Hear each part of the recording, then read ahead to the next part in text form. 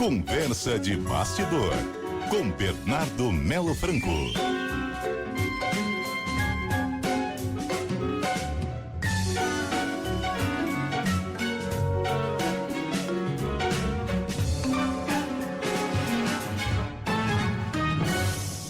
Bernardo Melo Franco, também direto de Belém do Pará, acompanhando a COP, suas observações do primeiro dia, Bernardo. Muito boa tarde, Sardenberg, boa tarde, Cássia, boa tarde, ouvintes. Boa tarde. Pois é, Sardenberg, hoje é o primeiro dia da Cúpula do Clima, né, que é essa cúpula que reúne os líderes mundiais e que antecede o começo oficial da COP, que vai ser a partir da próxima segunda-feira. O que está se discutindo aqui é o que os países podem fazer de fato, que tipo de compromissos que eles podem assumir para que essa COP, como disse o presidente Lula no seu discurso de abertura, seja a chamada COP da implementação. O tom geral é de que todo mundo sabe o que fazer, todos sabem qual é o problema do aquecimento global, todos sabem que o desafio é reduzir as emissões de gases de efeito estufa e especialmente mexer com a questão dos combustíveis fósseis, mas a cada COP que se passa, o debate para na hora de implementar, ou seja, na hora dos países ricos abrirem o bolso para financiar a transição energética e dos países em desenvolvimento também se comprometerem com a redução de emissões, seja por redução dos combustíveis fósseis, seja por redução do desmatamento.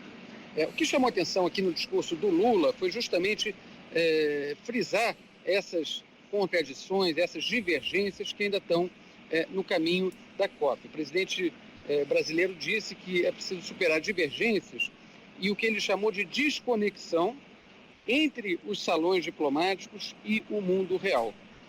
E o que o Lula falou aqui também, Sardenberg e Cássia, foi que as pessoas comuns, as pessoas que vivem em áreas de florestas, que vivem, enfim, em grandes centros urbanos, elas podem não saber na minúcia o que é aquecimento global, o que é 1,5 grau, o que é carbono na atmosfera, mas elas conseguem saber o que é poluição e quais são as consequências dos eventos climáticos extremos.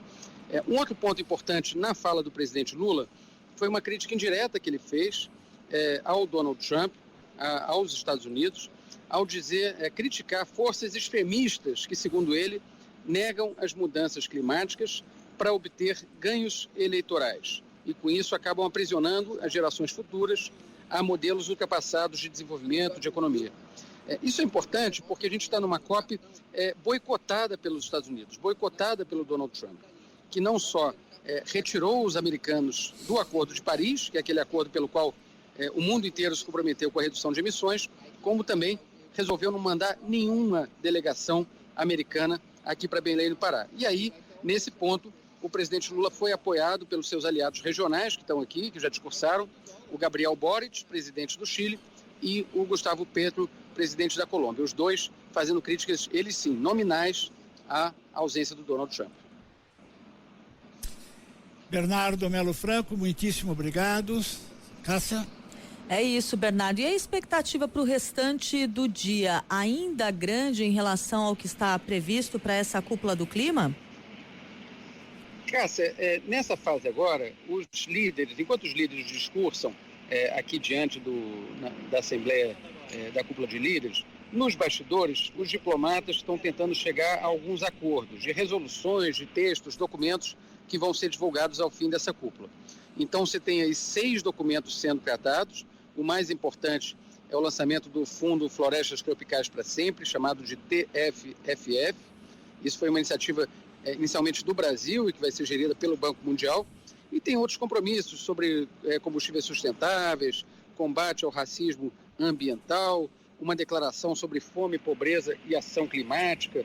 Enfim, esses documentos todos estão sendo preparados nos bastidores. A ideia, o termômetro que a gente vai ter, na prática vai ser amanhã, que é o último dia dessa cúpula do clima, de saber se vai haver consenso e se esses documentos vão ser aprovados. Se eles forem, se os 6 documentos passarem, significa uma vitória, né, um triunfo para a diplomacia brasileira, que está cuidando disso. Agora, se houver muita divergência, a divergência for maior que a convergência, isso pode ser um mau sinal para a COP30, que começa de verdade na semana que vem. Ou seja, muito descompasso entre os líderes sobre o que fazer e como implementar essa agenda de mitigação das mudanças do clima. Tá certo, vamos acompanhar então para saber amanhã que prenúncios para a COP de fato essa decisão em relação a esses documentos vai nos trazer. Bernardo Melo Franco, obrigada, Bernardo, até a próxima. Obrigado, Cássia Sadenberg, boa tarde para os ouvintes.